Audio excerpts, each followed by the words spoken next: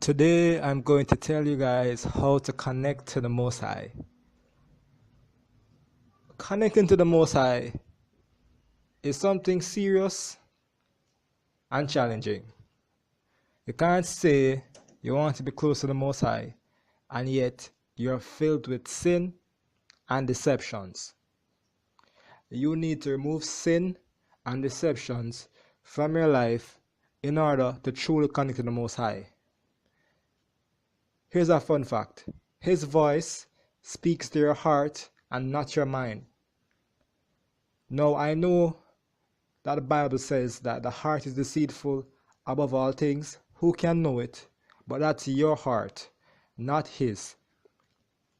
His heart is true and righteous.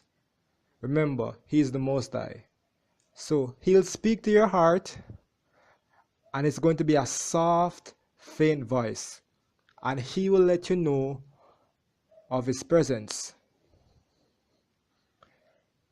When you hear the Most High's voice for the first time, you should be happy because 90% of the population will not hear his voice.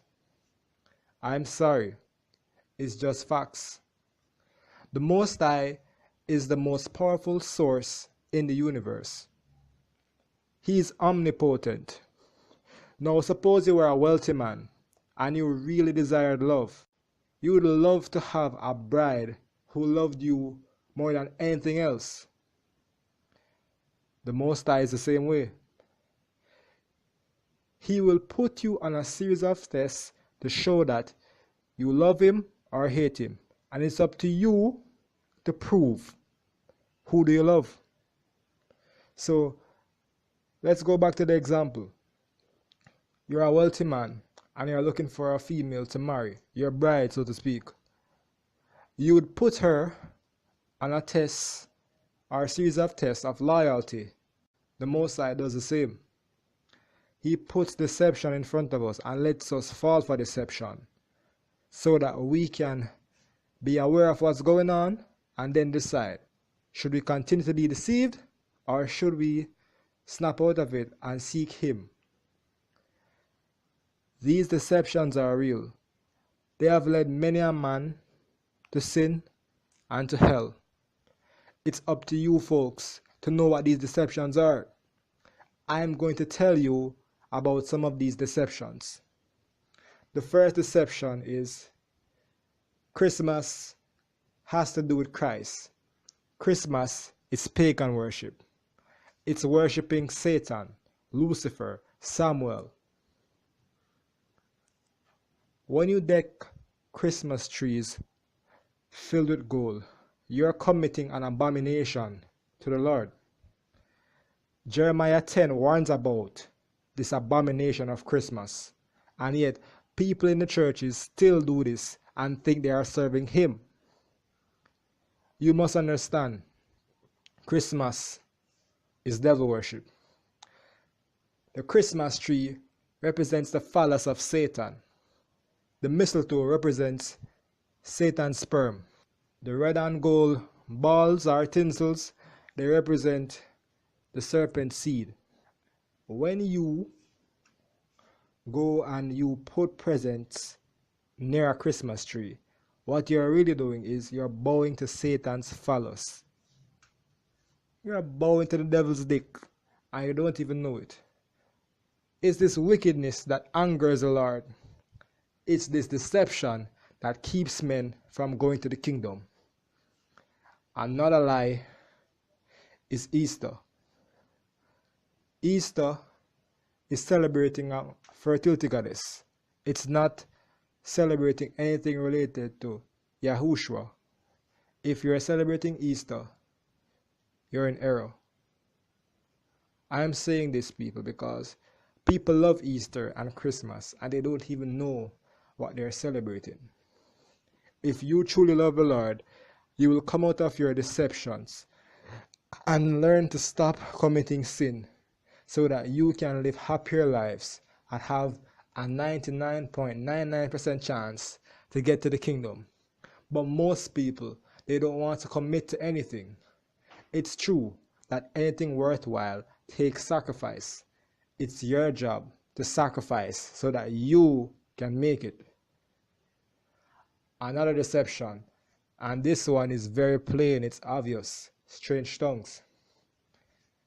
Strange tongues are a demonic language. They are not the Lord's words. The Lord doesn't speak to his people in a language that they cannot understand. Think about it. If you're an omnipotent being, why would you communicate to people in a confusing language that you nor they understand? It doesn't make any sense. The Most High speaks English or any language relevant to the person he's speaking to. Strange tongues is a language of demons, devils. It mocks the Lord. It destroys everything that is solid about the Lord, the very foundation that he laid so that his saints can rise up and meet him in the kingdom. And these deceptions in the churches are the reasons for many men going away and dying in hell. Some even go far as to say that they have seen the Lord. No man has ever seen the Lord. Any man that says he has seen the Lord is a liar. Any man who tells you that the Lord looks like this is a liar.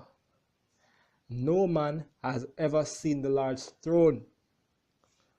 People, if you want to get rid of deceptions out of your household, deceptions out of your life, sin out of your life, you have to do this. First thing is first, you need to test everything. Test your pastor, test your girlfriend, test your family members. If guile is found within them, then they need to be removed. Don't let no man stop you from committing to the Most High. Commit to him, worship him. He is the Alpha and the Omega. This is how you live a sin-free life. First things first, you learn all 614 commandments. Those are the foundation. You try your best to live a life relevant to those commandments. You remove lust, pride, jealousy, anger, all of the 7 deadly sins, you remove those. You think positive thoughts regarding the Most High. You keep him in your thoughts all the time. And voila, you are sin-free. Do that for the rest of your life and bingo. Pray to him. Make sure you try your best to hear his voice. When you hear his voice, that's an indicator that you are truly sin-free. From then on, he will guide your thoughts. He will answer and give you the guidance that you need. Now, to free yourself from deceptions, as I said, you test everything. But how do you test everything? Well, you ask the Lord, you call his name, Yahuwah, I need your help. Lend me your spirit so that I can test this person to see if he is genuine or not, to see whether he is deceiving me. Give me strength so I can see deception for myself. Give me discernment so I can learn not to trust fools and wicked men. When you ask the Lord to give you something and to show you present deceptions in your life, slowly but surely, these deceptions will reveal themselves. To love a lie is abominable in the Most High's eyes. You need to think about that. So the next time you love a lie, you understand that you are going against what the Lord intended you to do. There is going to be a point where you realize the deception that's going on in your life. And you, after realizing this, must make a decision. Am I going to still stay here and love being deceived and follow the deception for the rest of my life? Or am I going to turn from the deception and serve the Most High, and never allow myself to be deceived by wolves again. It's our choice. What we do matters. Let me say this. Most of the population will not make it to heaven. Only a fraction of the earth will make it. So do not worry about people slandering you and putting you down because you want to make it to somewhere higher. A lot of men make the stupid notion of saying that when you die, you go back to the dirt. Utter nonsense. When you die, you go either to heaven or hell. There is no in between. If you're over the age of 18, the Lord basically says, look, you're fair game. You're going to hell or heaven. Be not confused. Be not led astray by the evil of the devil. Learn how the devil deceives you. Conquer that deception and never go back. Never give in to sin again.